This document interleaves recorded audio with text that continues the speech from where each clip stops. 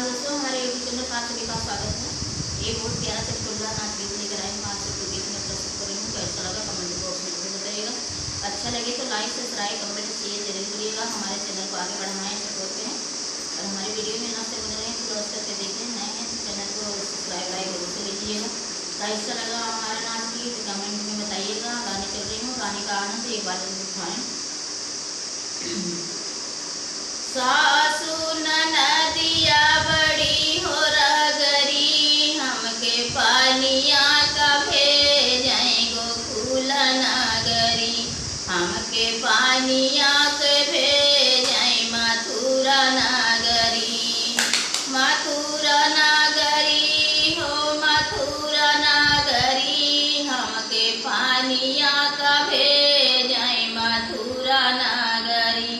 हमके पानिया का भेजै मथुरा नगरी।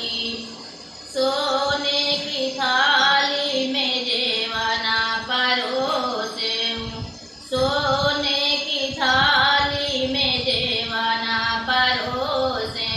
जेवना न देवै करा तेरा गरी, हमके पानिया का भेजै मथुरा नगरी। हमके पानिया का भेजै मथुरा नगरी। मथुरा नगरी हो मथुरा नगरी, हमके पानिया का भेजै मथुरा नगरी। हमके पानिया का भेजै मथुरा नगरी। सासू ननदिया बड़ी हो रगरी, हमके पानिया का भेजै मथुरा नगरी। हमके पानिया का भेजै मथुरा नगरी। झाझरे गेरुआ गंगा हो जल पानी, झाझरे गेरुआ गंगा हो जल पानी। गेरुआ न घूटै करा तेरा गरी, हमके पानिया का भेजै मथुरा नगरी। हमके पानिया का भेजै मथुरा नगरी। मथुरा नगरी हो मथुरा नगरी, हमके पानिया का भेजै मथुरा नगरी। हमके पानिया का भेजै मथुरा नगरी।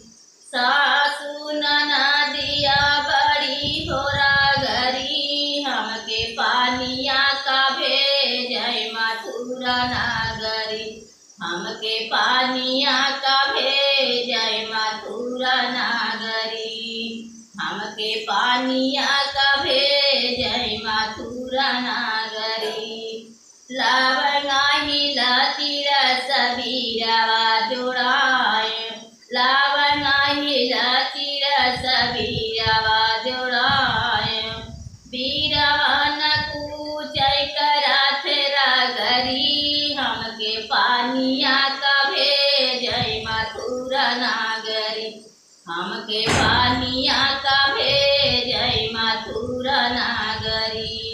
मथुरा नगरी हो मथुरा नगरी, हमके पानिया का भेजै मथुरा नगरी। हमके पानिया का भेजै मथुरा नगरी। फूल ही चुनी चुनी से जा लगाए, फूल ही चुनी चुनी से जा लगाए। से दिया न लेटै करा तेरा गरी, हमके पानिया का भेजै गोकुल नगरी। हमके पानिया का भेजै मथुरा नगरी।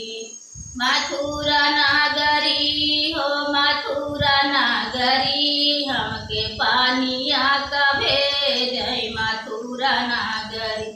हमके पानिया का भेजै मथुरा नगरी। सासू ननदिया बड़ी हो रगरी, हमके पानिया का भेजै मथुरा नगरी। हमके पानिया का भेजय मथुरा नागरी। कैसा लगा हमारा गाना, कमेंट करके जरूर।